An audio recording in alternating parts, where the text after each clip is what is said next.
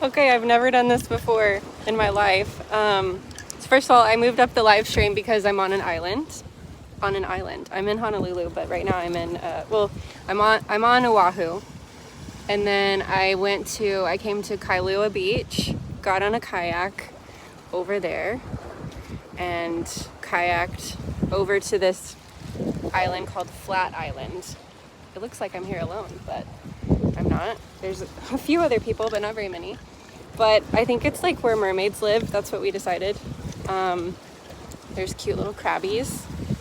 And I decided I'm just gonna do this live stream here a little bit early because we're about to get back in kayaks and go across the ocean.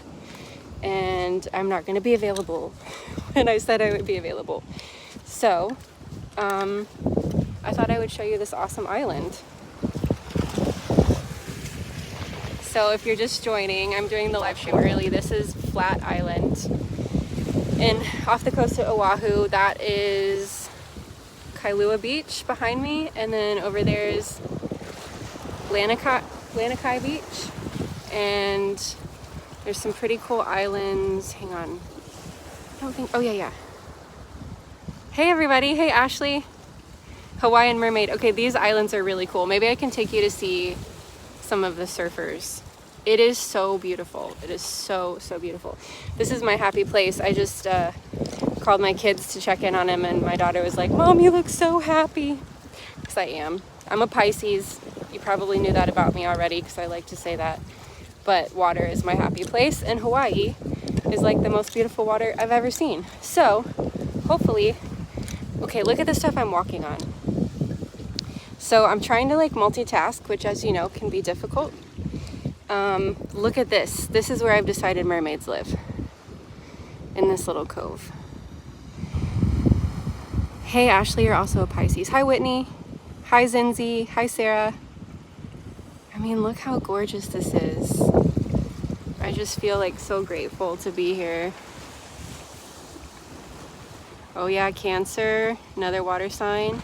Aloha, Andre. Ooh, 30th birthday. That's a great place for a 30th birthday. But yeah, it's been absolutely beautiful here, and the weather's just perfect all the time, every day. So I've been really wanting to see the new Little Mermaid, and I haven't because my kids are now like too old to think that it's cool, which is, you know, I gotta step up my game. I gotta teach them how to appreciate it. Just kidding. But so I was joking and I called them and I started singing Part of Your World. Oh, and they were like, "Mom, please stop singing. Please." They're like, "We're gonna hang up the phone." But this is for sure where Ariel lived, or at least visited frequently. Here's another mermaid hole. Hi, Empathetic Pleasure. Hi, Keenan Spracklin. Oh, Cherry, you're Pisces, but mountains are your happy place. Well, that's part of the reason I love Hawaii is because you get mountains and ocean. It's just like so epic. Yeah, let's be mermaids and live here forever, please. But I don't know if anybody else feels this way. I get kind of like claustrophobic in mountains. Like if there's mountains all around me, I feel like I can't breathe. I don't know if that makes sense. But if there's ocean, I mean, as long as I'm not in the middle of the ocean, obviously, it's my happy place. Okay, let me see if I can get you some epic sprays. Oh, there's a big wave coming in.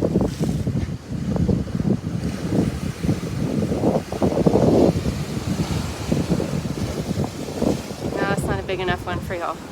There's a little cliff over there. To mermaid holes, Joseph. Oh, there's a good one. Official petition. Ooh! And there's these little like blowholes where the water comes up and it sounds like a dragon. It sounds like a dragon is here.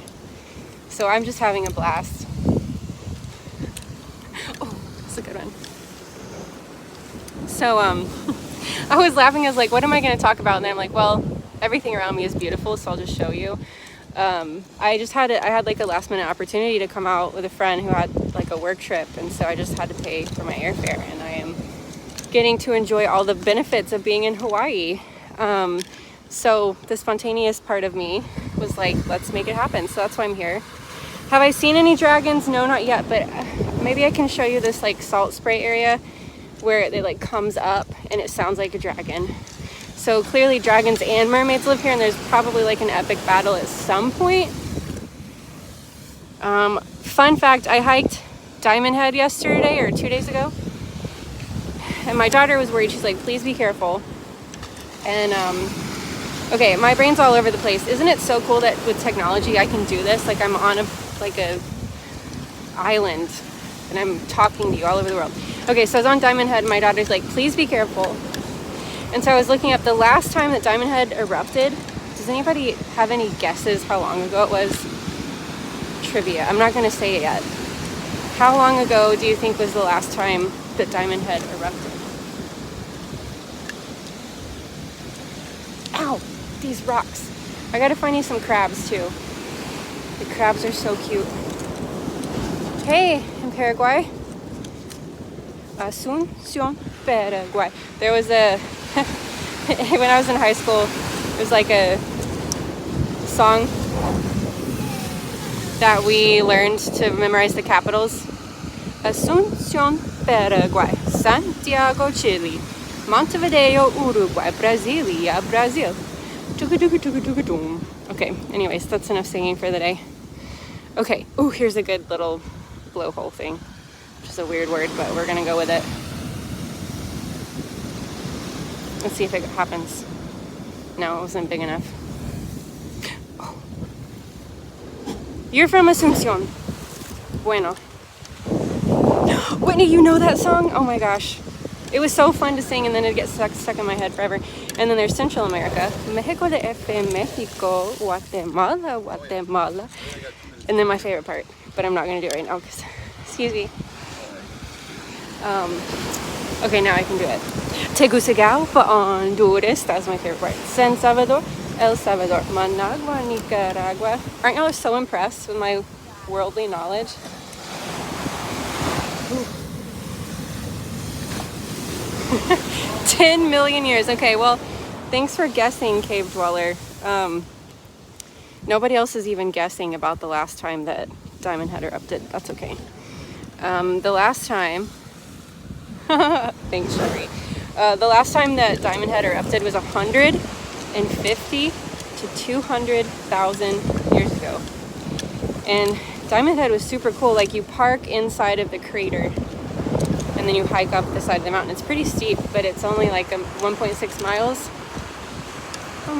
I'm your Hawaiian tour guide, I guess. So yeah, it's a 1.6 mile hike there and back. And it says it took 2 hours, but we did it in like an hour. Because we're legit. Okay, I'm just gonna like make a little lap around and then...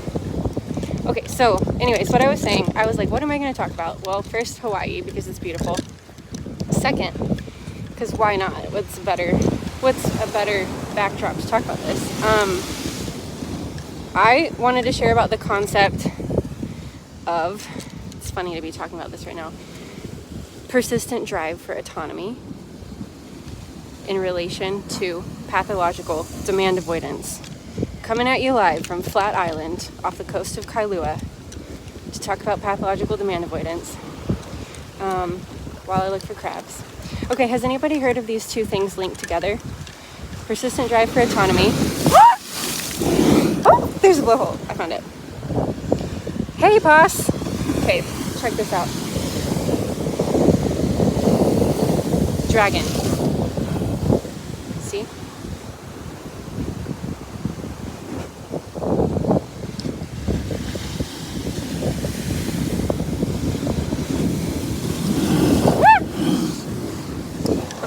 So somebody help me, because I was trying to start researching this. I don't know who started talking about it as persistent drive for autonomy. I know that there's a psychologist that I like to follow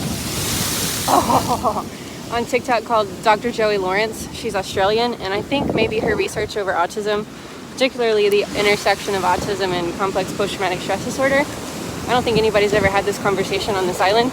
I love her work on that. So these people are looking at me like, what are you doing? Being autistic. So, Okay, so pathological demand avoidance is this idea that like we try to avoid demands at all costs. Like we don't like demands being placed on us. It like leads to shutdowns and all this stuff. We know this. Nobody likes demands placed on us, but particularly with autistic people, it tends to affect our whole day and has this big ripple effect and emotions and communication, all this. So in relation to that, the flip side of it is like this persistent drive for autonomy, or the ability to like be in charge of our own reality, to be in charge of our own decisions and our own life. And so we tend to avoid demands when we feel like we have a loss of autonomy. Wait, I'm going to say it again. We feel like we tend to avoid demands when we're facing a loss of autonomy. So I just wanted to leave you with that today. I'm going to be talking about it more and researching it more. Like by avoiding demands, we can make different decisions for ourselves and like determine the course of our day, if that makes sense. So I'm going to be researching that more. If anybody knows of any research that you've been reading on the topic, please send it my way in the comments. But yeah, let's see, what are y'all saying? Hey, in Maine. Yeah, particularly for kids, like as adults, sometimes we have some strategies to work around it, but with kids, it's particularly hard. Yeah, absolutely, flea block it. PDA can definitely apply to school assignments. Hey, Smickety Smoo. So, anyways, I'm glad that everybody was here. I know that I had to do it early, but like, we're about to get back in the kayaks and go across the ocean, and I didn't want to be like worried about making it in time, so I'm like, well, and then I didn't know how to, anyways, it's neither here nor there. I didn't know how to do it on the scheduled event because I've never done it on my phone before, so. I have not listened to the Square Peg podcast. Oh, and you know who's going to be sad? Orion, because Orion's been wanting to make it, and I've specifically scheduled, Orion's going to be so sad. I specifically scheduled this so that Orion could make it, and he's going to get on and he's going to see that I'm not here. Oh, Ryan. Somebody ate a crab. Not a person, but probably an animal. Okay, well.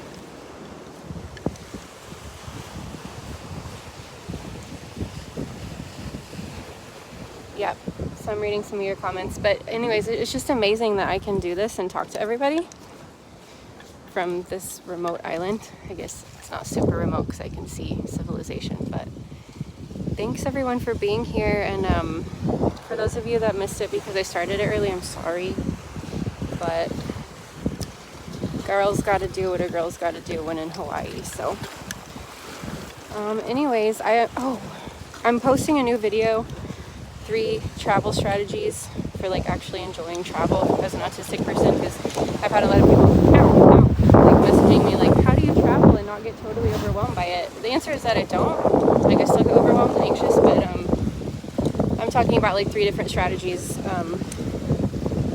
for how I kind of navigate travel. So it's posted for members, and I'm gonna make it live for everybody else, I guess, as soon as I get back to my computer. So that might not be for a while. So I'm on Hawaii time, so just look for it at some point. I'm really proud of myself for talking and walking at the same time, especially on these rocks. Like, look how jagged they are. Seriously, there's like, I promise I'm not alone. There's other people on the island, but so I'm about to head back over there, get a snack because I'm really hungry. And I love y'all, and I love this community, and thank you to the Hawaiians that have been sending me things to do. I have to give a shout out. Like, someone in our community made me a color-coded spreadsheet organized on a map of like best places to go for food, places to see cute animals, had its own category. So just, the community's awesome. Thank you for those of you that have been sending me recommendations. I wish I had time to do like a Mom on the Spectrum powwow where we could kind of get together. That's on my list one day, to do like regional get-togethers. I think that could be super, super cool. So I'm sending love to everybody. Thanks for being here. I'll post the new video soon. I'll like make it public. And next time you see me, I'll be back in DFW. So, all right, one last goodbye from Flat Island.